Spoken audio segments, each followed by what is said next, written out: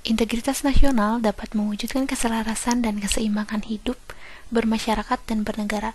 Salah satu ciri terjadinya integritas nasional adalah berarti ini ciri terjadinya integritas nasional.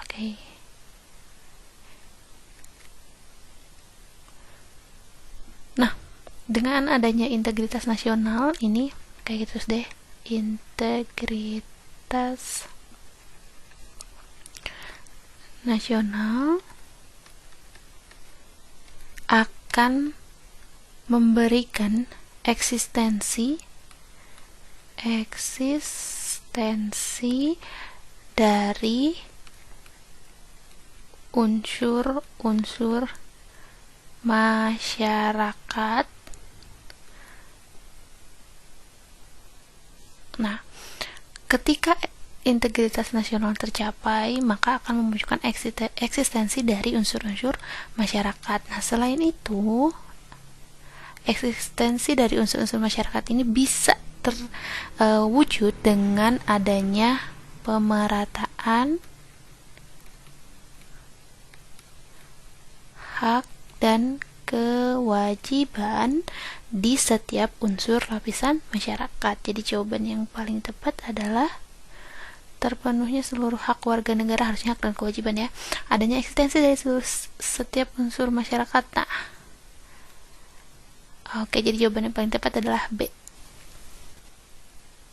Rasa kebangsaan adalah kesadaran berbangsa, yaitu rasa persatuan dan kesatuan yang lahir secara alamiah karena adanya kebersamaan sosial yang tumbuh dari kebudayaan sejarah dan aspirasi perjuangan masa lampau, serta kebersamaan dalam menghadapi tantangan sejarah masa kini. Rasionalisasi dari rasa dan wawasan kebangsaan akan melahirkan suatu ini ya, rasionalisasi rasa dan wawasan kebangsaan ini akan melahirkan suatu nasionalisme atau paham kebangsaan, yaitu adalah cinta tanah air. Jadi jawaban yang paling tepat adalah yang C.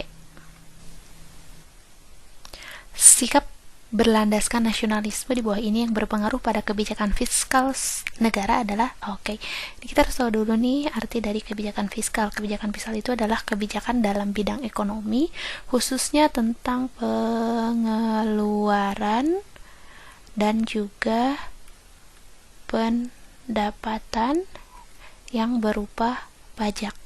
Berarti gampang nih, kita tinggal cari kira-kira mana yang ngomongin tentang pajak gitu ya.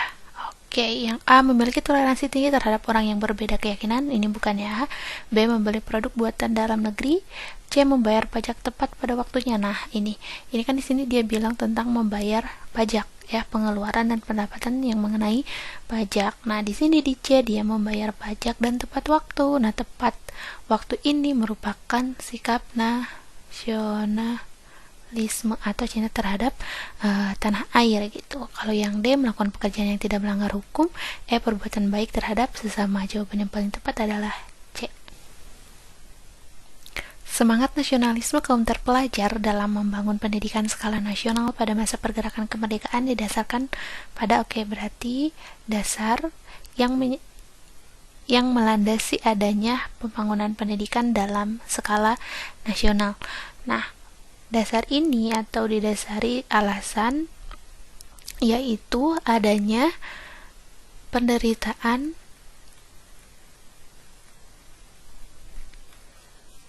rakyat ini Bumi Putra ya, akibat penjajahan pada masa kolonial dan juga pembatasan kesempatan bagi Bumi Putra untuk mengenyam pendidikan. Jadi memang saat itu pemerintah Belanda sudah membangun sekolah-sekolah karena diberlakukannya politik etis gitu ya. Banyak sekolah-sekolah namun memang masih dibatasi yang bisa ikut dalam sekolah-sekolah tersebut, dan biasanya yang di sini kan kaum terpelajar. Nah, kaum terpelajar ini biasanya adalah orang-orang yang lulusan dalam saat itu lulus di atau sedang mengenyam pendidikan di perguruan tinggi. Salah satu contohnya misalkan adalah mahasiswa Sofia yang membentuk organisasi Budi Utomo. Oke, jadi jawaban yang paling tepat adalah yang C ya, kolonial Belanda membatasi kesempatan pribumi untuk belajar. Banyak generasi muda yang mengalami kepudaran terhadap jiwa nasionalisme yang disebabkan karena kepudaran terhadap jiwa nasionalisme. Karena lumayan panjang nih. Kita bagi dua dulu. Faktor-faktornya yang pertama adalah sikap dari lingkungan sekitar. Nah, lingkungan sekitar ini misalkan di lingkungan sekitarnya memang tidak mencerminkan sikap rasionalisme dan patriotisme. Kemudian yang kedua yaitu adalah maraknya kasus korupsi.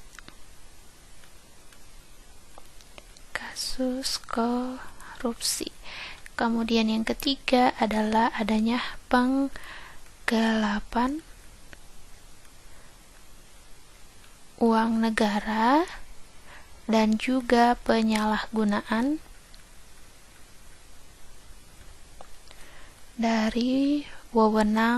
penyalahgunaan wewenang pejabat negara gitu ya. Jadi ada kekecewaan dari generasi muda terhadap kinerja pemerintah. Kemudian yang keempat adanya sikap etnosentrisme di kalangan generasi muda yang kemudian akan memecah persatuan dan kesatuan. Yang kelima yaitu adalah ketertinggalan galana. Kemudian yang keenam yaitu adalah pemahaman yang keliru. Apa pemahaman yang keliru? Adalah mereka menganggap kalau nasionalisme itu dibatasi hanya sebagai perjuangan yang secara fisik. Misalkan nanti ketika ada perang kita ikut dalam perang, padahal kan gak cuma hal itu gitu ya. Kemudian yang ketujuh adalah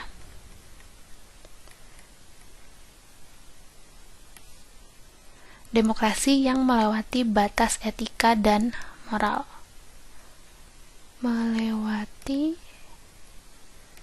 batas etika dan moral dan paham individualisme. Paham individualisme.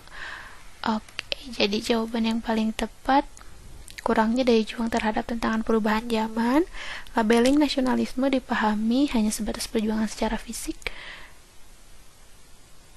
C. Orientasi nasionalisme dalam sikap dan perbuatan.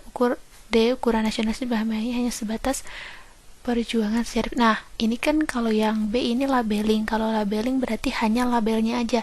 Tapi di sini adalah pemahaman yang keliru, berarti mereka memahami bahwa nasionalisme ini hanya sebagai perjuangan fisik. Jadi jawaban yang paling tepat adalah D. Halo semuanya, bertemu lagi. Kali ini kita akan membahas soal TWK mengenai integritas. Untuk itu kita lihat soalnya sama-sama yuk. Yang termasuk faktor eksternal pemicu tindak pidana korupsi ialah kecuali.